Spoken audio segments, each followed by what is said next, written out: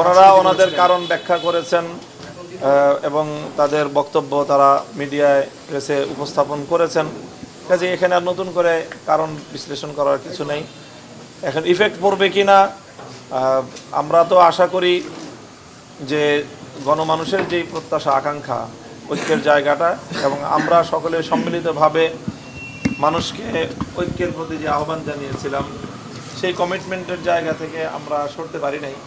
তো সেই জন্য আমি তো আশা করি যে খুব বড় একটা ইফেক্ট হবে। আমাদের শুরু থেকে যেই প্রক্রিয়ার মধ্য দিয়ে আসন সমঝোতা হয়েছে, এখন ইসলামী আন্দোলন যদি আমাদের সাথে যেহেতু আসছে না, কাজে সেই আসনগুলো আবার আমাদের মধ্যে পরস্পর আলোচনার মাধ্যমেই যেই আসনে যেই দলের প্রার্থীকে সবচেয়ে শক্তিশালী মনে করা হবে, সম্ভাবনাময়, তাকেই সেখান থেকে আমরা আমাদের নির্বাচনে ঐক্যের একক প্রার্থী হিসেবে মনোনয়ন। আমাদের জায়গা থেকে মনে করছি যে আমরা এখন রাইট ট্র্যাকেই আছি। আসলে সম্মান, মর্যাদা, আচরণগত যে বিষয়গুলো, এগুলো আসলে প্রত্যেকের সেন্সিটিভিটি, স্পর্শকাতরতা, যার যার মানে অনুভূতির বিষয়। অনুভূতি সকলের তো এক হয় না। আমরা অন্য সকলের প্রচেষ্টা ছিল যে আমরা জুলাইকে কেন্দ্র করে ইসলামী এবং দেশপ্রেমিক, এই দুটো শব্দই আমাদের প্রথম থেকেই ছিল, ইসলামী এবং দেশপ্রেমিক শক্তির একটা ঐক্য। এবং সেইভাবেই কিন্তু আমাদের এই জুলাই সনদ বাস্তবায়নের যে আন্দোলনটা শুরু হয়েছিল, সেই আন্দোলনের সূচনাই ছিল 7টা দলের মাধ্যমে, এবং সেই 7 দলের মধ্যে এনসিপি ছিল, গণ অধিকার পরিষদ ছিল, এবি পার্টি ছিল, আর আমরা 4টা ইসলামী দল ছিলাম।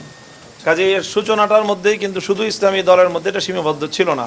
তখন থেকে এটা দেশপ্রেমিক এবং ইসলামী একটা জোটের কথা বা ইসলামী অ্যালায়েন্সের কথা আসতেছিল।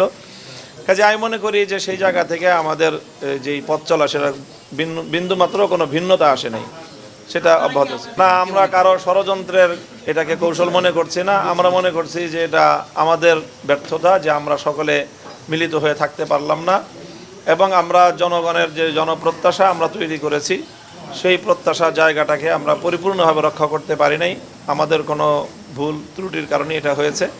আমরা সেই ভুল ত্রুটির দায়ভার নিজেরাই স্বীকার করছি, অন্য কাউকে দায় দিচ্ছি। যেই প্রক্রিয়ার মধ্য দিয়ে বর্তমানে বাংলাদেশ চলছে, যেই প্রক্রিয়ার মধ্য দিয়ে নির্বাচন হচ্ছে, যেই প্রক্রিয়ার মধ্য দিয়ে এখন সাংবিধানিক যে বাধ্যবাধকতার মধ্য দিয়ে আমাদেরকে রাজনীতির ধাপে ধাপে অগ্রসর হতে হচ্ছে, এই প্রক্রিয়ার মধ্য দিয়ে এক দফায় হঠাৎ করেই একসাথে একদিনেই ইসলামী শরিয়ার পরিপূর্ণ আইন বাস্তবায়ন করা সম্ভব না।